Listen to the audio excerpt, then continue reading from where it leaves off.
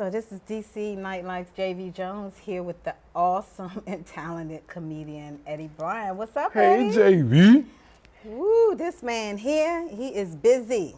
So I'm glad he just took a couple of minutes out of his schedule to sit here and tell us about Eddie Bryant. I appreciate you for having me. Man, we want to know what's behind the comedian Eddie Bryant. Like, tell us about a little bit about yourself. You don't have to go into a whole lot of detail, but you know, who was Eddie Bryant? Eddie Bryant is Renee's firstborn son. That's right. Renee's firstborn son, comedian out of Washington, D.C. I've been doing stand-up discipline for 13 years. I've been a full-time comic for over 10. And living the dream, you know, just having fun, making people laugh, and, you know, just having fun at it. And you know what? I know it probably took a lot to be a comedian. What did you have to do to really fine-tune your art and just be the wonderful, awesome Eddie Bryant you are today? Oh, man. Hitting open mics and doing a million free shows wherever you can get on stage. Right? At least. I mean, you know, you ever hear that thing, you have to put your 10,000 hours of man hours in.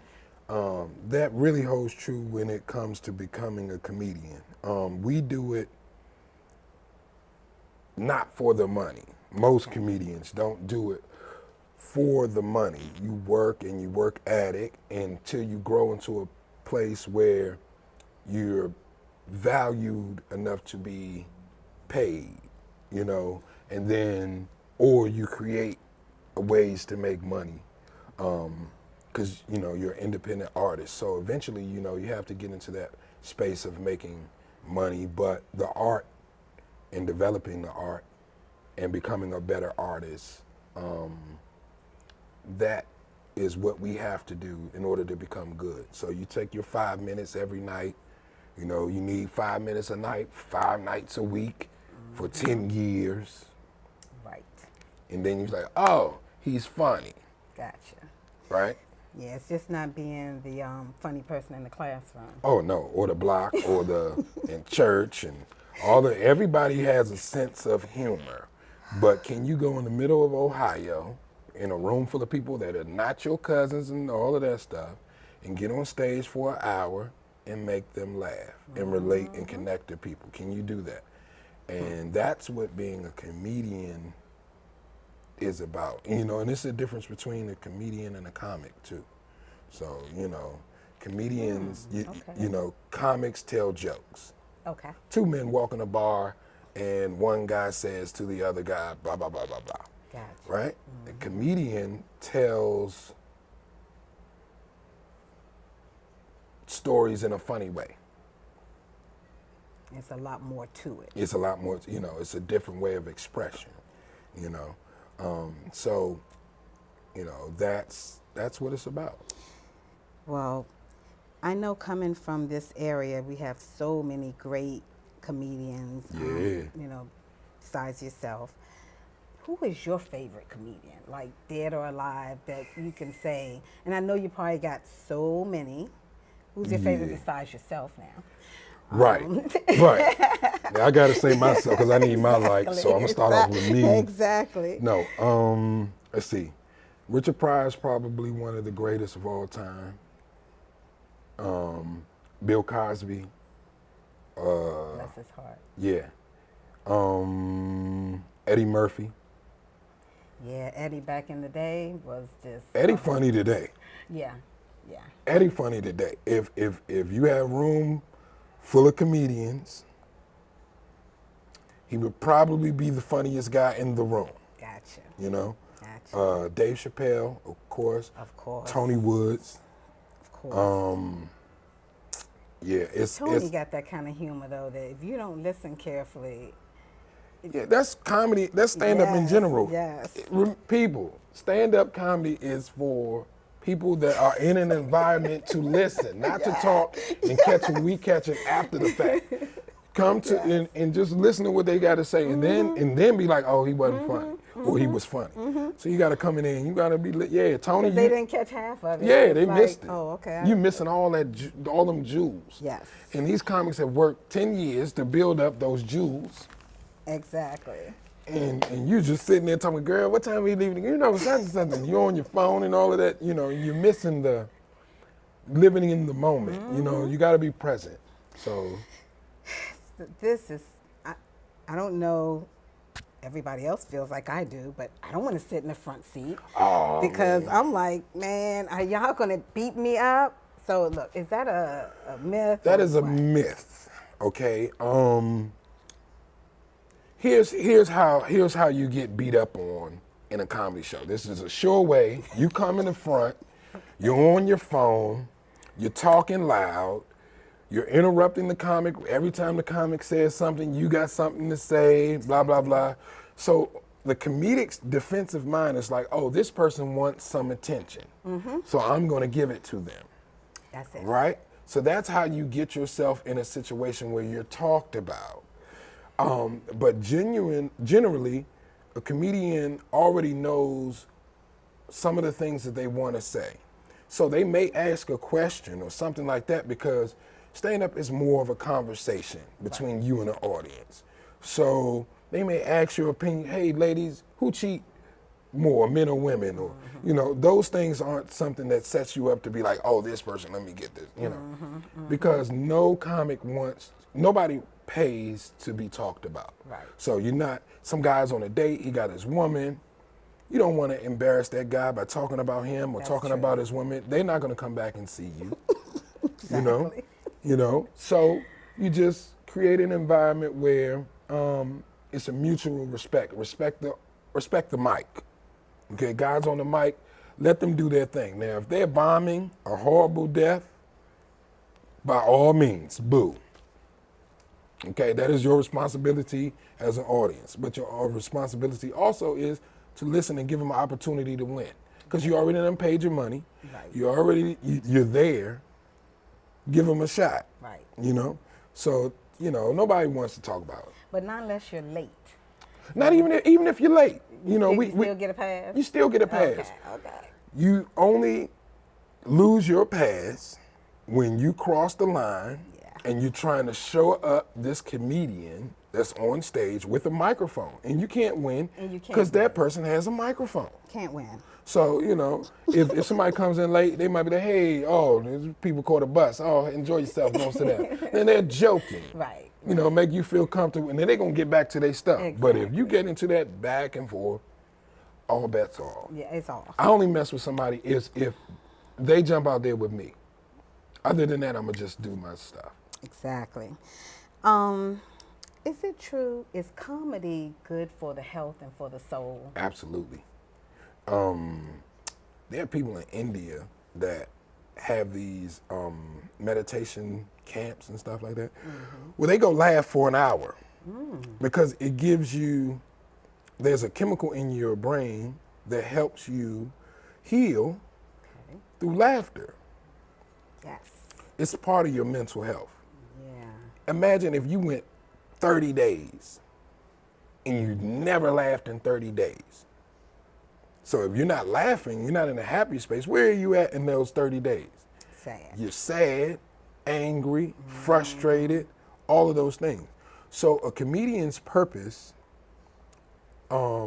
is to help the audience go on a mental vacation.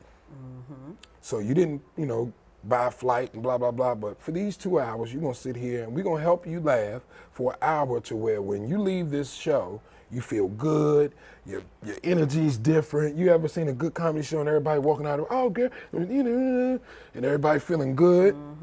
That is our purpose. That's how we know that we're giving the gift in which God gave us to help the person feel better about what's going on in that moment in time. Exactly. So it's like a mental massage, So everybody at some point needs to go to a comedy show. Absolutely. Preferably Come with to Eddie Matt. Bryant. Yeah. You'll catch, I look at it like, basketball. You got different teams.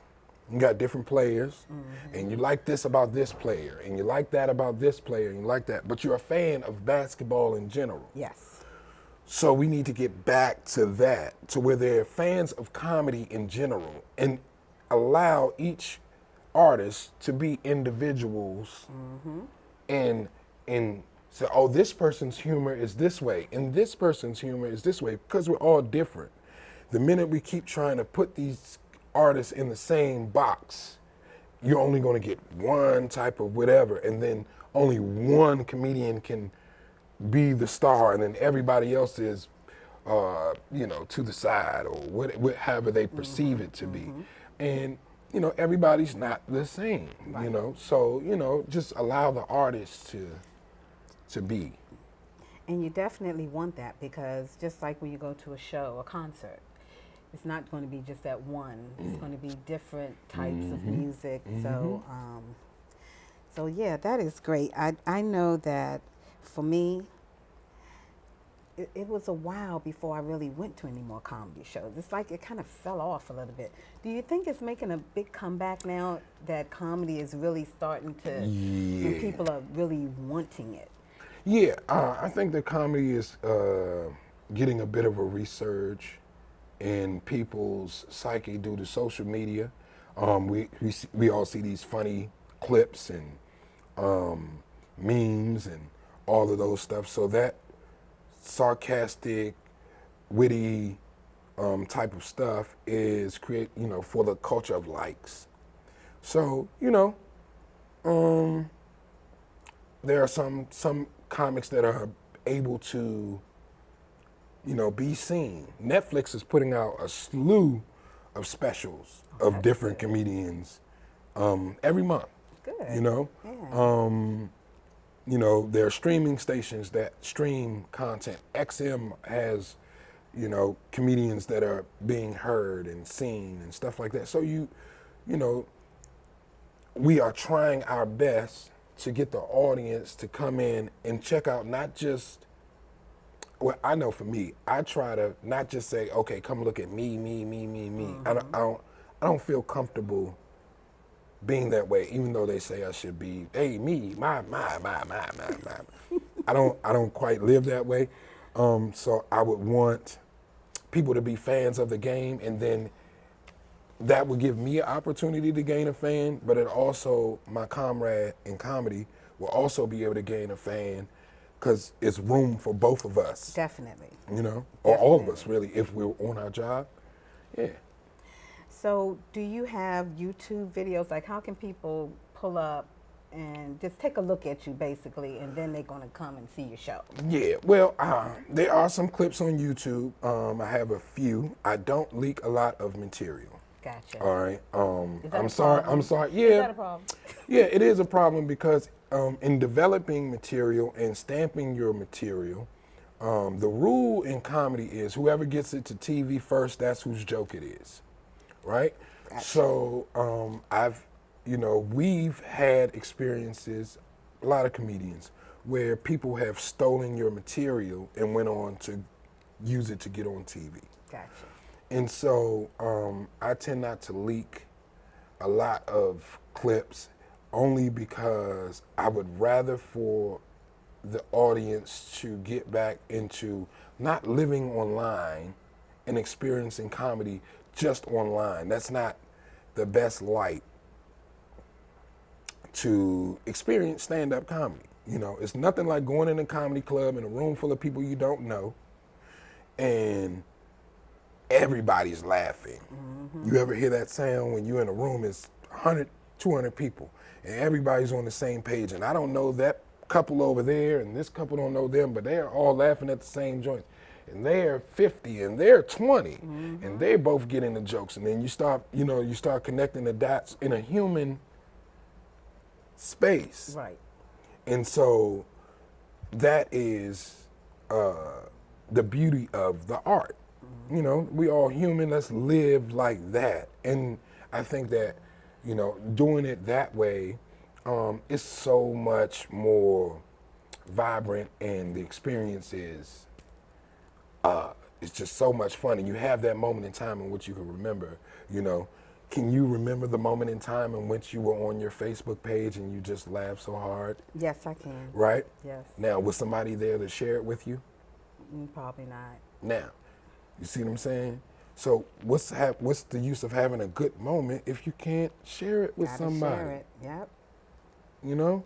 When we forget about being human, you know what I'm saying? We on this phone so much, we're not being Please human. don't get me started. I did an article. It is the smartphone becoming the new cigarette. It definitely is. And people are living their life for likes. Yeah, it's You know? terrible. So how can someone, well, first off, what's in your short-term projects? What are you doing? What can people look for?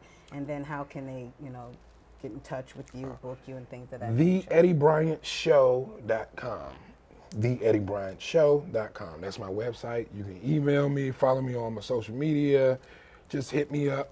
I'm pretty responsive. I got a fan page on Facebook. I got you email me, hit me up. I want to connect with people. And most of my stuff on social media, I'm trying to get you off of social media into a show. Okay? That is my goal. I can't spend my days on social media. Yes. Well, I don't know how. Let me say that. I don't know the best way how to continue to be on social media all the time and then be productive. Right. Gotcha. So, I think we all battle. yeah, we battle with that, right? So I'm not the best at balancing. So, in 5 years, I would have wrote some movies, Good. produced content, and tour, and that is the makeup of a stand-up for me. So, You doing any international touring? yeah, I did Australia. I did 60 shows in Australia, a 7-week tour. One of the best experiences of my career. I bet. Yeah. Yeah. And to be able to connect.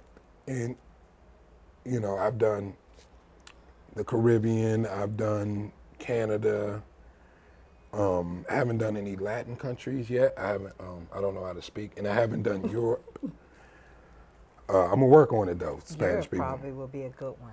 Yeah, I don't know. But I'm a little nervous about traveling right now internationally because I got you. 45th. I don't know what's going on. I just don't. I got you. I got you. Not saying that do you. Orange Juice Jones is tripping. Okay, shit. Okay. Yeah. Look, So look. I don't know. So right now we might be holding off on that. Yeah. Me just I don't know. I'm gonna just go with Megabus go. Okay. I think that's safe. Yeah, they're not messing with the Megabus. Yeah. So Hopefully, you won't break down on the way, but we good. Yeah. We good. Yeah. Gas up.